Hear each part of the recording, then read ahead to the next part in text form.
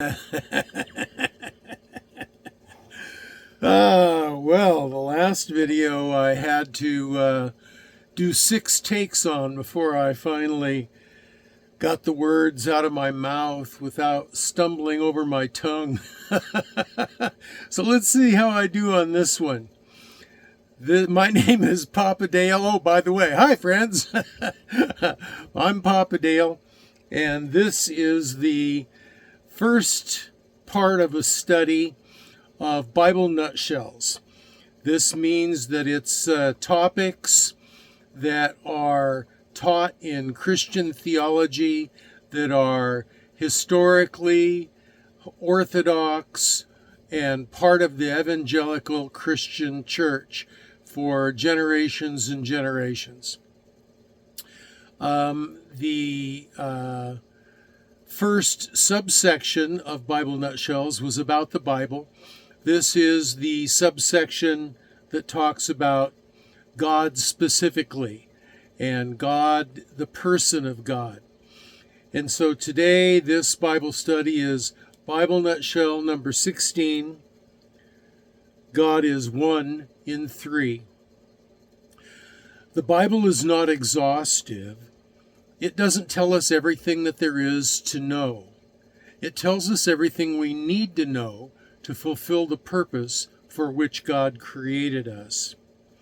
There are infinite mysteries that the limitations of our finite human minds will never allow us to comprehend.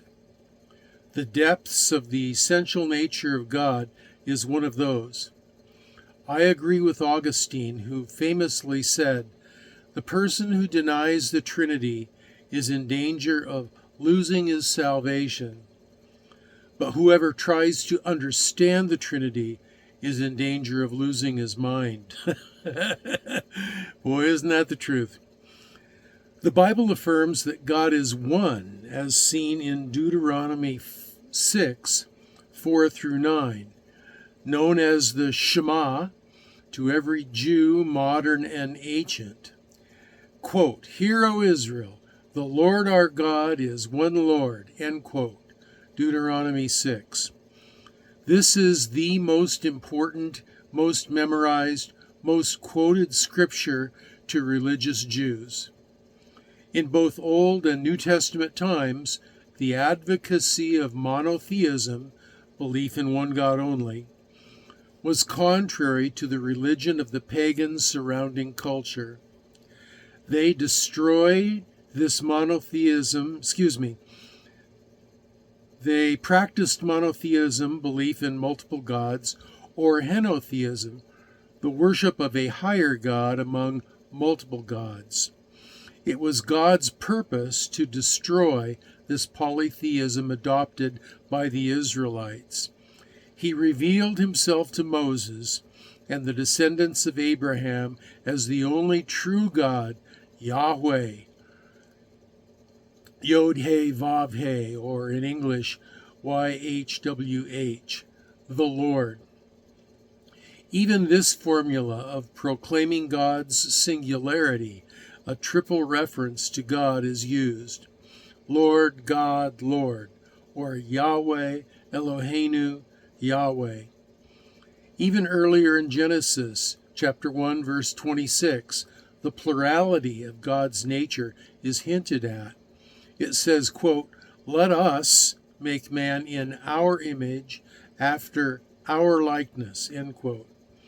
Somehow a plurality and again a tripleness hint.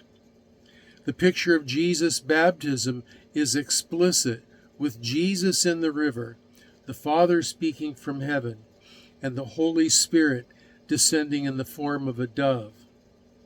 Interestingly enough, the "let us make man in our image after our likeness" plurality in Genesis 1:26, there is the use of the plural form, "let us make man in our likeness," but the verb is the singular form of the verb.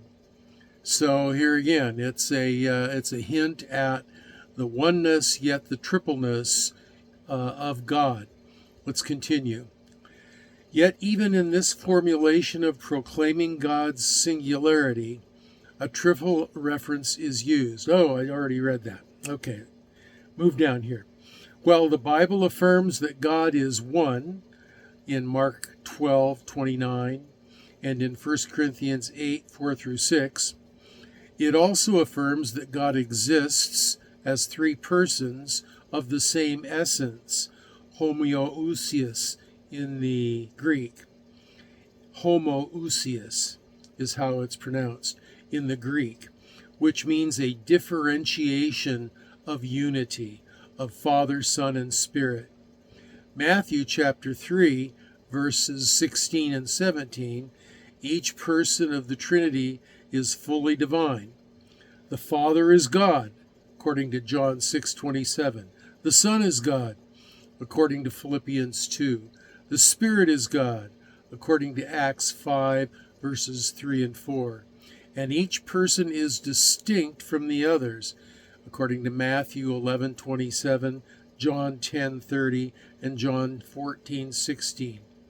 The collective is referred to as the Godhead, theotes.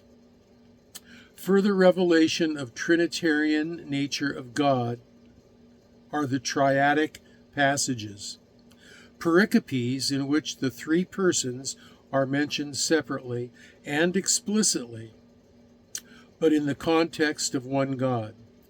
The grace of the Lord Jesus Christ, and the love of God, and the communion of the Holy Ghost be with you all. 2 Corinthians 3:14.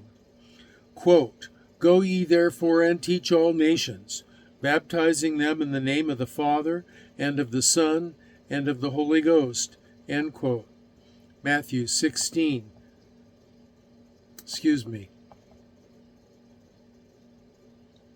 Where am I? Matthew 28, verse 19, not chapter 16. Matthew 28, verse 19. Many theologians see the members of the Godhead in different roles. These roles can be described as the Father creating the plan, Jesus Christ administering the plan, and the Holy Spirit executing the plan.